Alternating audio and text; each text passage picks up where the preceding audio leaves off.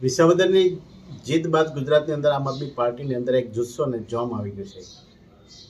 હમણાં જ એક અમદાવાદ ખાતે સદસ્ય અભિયાનની એક મોટી મિટિંગ થઈ અને ગુજરાતની તમામ જિલ્લા વોર્ડ અને નગરપાલિકાની અંદરથી મોટી સંખ્યામાં આમ આદમી પાર્ટીના કાર્યકર્તાઓ આવ્યા.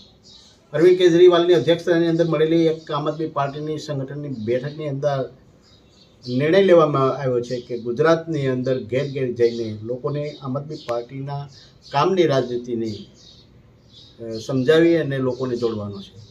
ગુજરાતના પરિવર્તન માટે જોઈએ તો ગુજરાતની જનતા છે એ મૂળ બનાવી લીધો છે, પરંતુ એને ત્રીજો વિકલ્પ આજ સુધી મળ્યો નથી. અત્યારે આમ આદમી પાર્ટીને વિસાવદરની જીત બાદ એક જ આશાનું કિરણ બંધાઈ ગયું કે ગુજરાતની અંદર ત્રીજો વિકલ્પ મળી ગયો છે.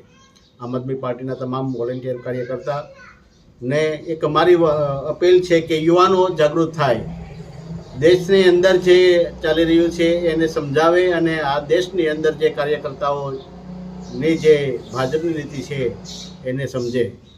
આખા દેશની અંદર એક જ વાતાવરણ હતું 2014 પહેલાં કે ખેડૂતોનો ડબલ પાકના ભાવ કરશું એટલે ડબલ આવક કરશું ને યુવાનોને 2 કરોડ રોજગારી આપશું. પરંતુ ભણગણીને હોશિયાર એવા નવયુવાનો અત્યારે બેરોજગાર બની બેઠા છે અને યુવાનો અત્યારે નાસીપાસ છે, આત્મહત્યા કરી રહ્યા છે. આવકના સ્ત્રોત નથી એને કારણે હીરા ઘસુ છે એ પણ આત્મહત્યા કરી રહ્યા છે. ડબલ પાક એટલે ડબલ આવક નથી થઈ એવા ખેડૂતો પણ અત્યારે આત્મહત્યા કરી છે.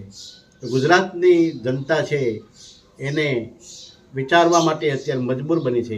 આમ આદમી પાર્ટીના તમામ કાર્યકર્તાઓને અમારી અપીલ છે કે નવા લોકોને જોડો, યુવા લોકોને જોડો અને આ રાજ્યને શાસનની અંદર ગાંધીના ગુજરાતને, સરદાર વલ્લભભાઈના ગુજરાતને એક મુખ્ય ધારાની અંદર જે આખા દેશનું નેતૃત્વ કરે છે એવા ગુજરાતને આપણે ગંદુ ગુજરાત, ખડબતું ગુજરાત, કાડાવાળું ગુજરાત, પેપર ફૂટી જાય છે એવા ગુજરાતની જે જનતા અત્યારે યુવાનો અત્યારે નાસીપાસ થયા છે, તો ગુજરાતને બદલાવવા માટે ત્રીજો વિકલ્પ આમ આદમી પાર્ટી થઈ ગઈ છે.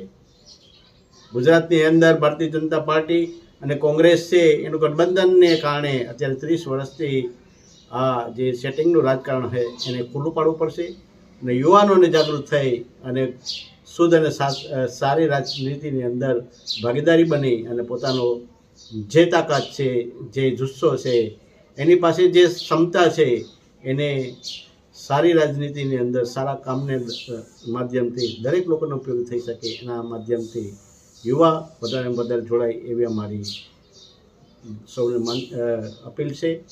આવતી તાલુકા પંચાયત અને જિલ્લા પંચાયત ચૂંટણીની અંદર પોતાનું રાજકીય સમર્થન કરી અને કેન્ડિડેટ બની, ઉમેદવાર બની અને એ વિસ્તારની અંદર આમ આદમી પાર્ટીની જે કામની રાજનીતિ છે એ લોકો સુધી પહોંચાડે અને સક્રિય રાજકીયની અંદર ભાગીદારી બની અને લોકોને ઉપયોગી થાય, ગામને ઉપયોગી થાય, પોતાના વિસ્તારને ઉપયોગી થાય એવી અપેક્ષા સાથે અમારી આમ આદમી પાર્ટીનો જે 9512040404 એ નવા જ સદસ્ય અભિયાનના અમારા ફોન નંબર છે. એની અંદર મિસ કોલ કરી અને દરેક લોકો જોડાય અને આવતી ગુજરાતના પરિવર્તનના પંથે સૌ લાગી જાય એવી મારી અપીલ છે. જય હિન્દ, જય ભારત.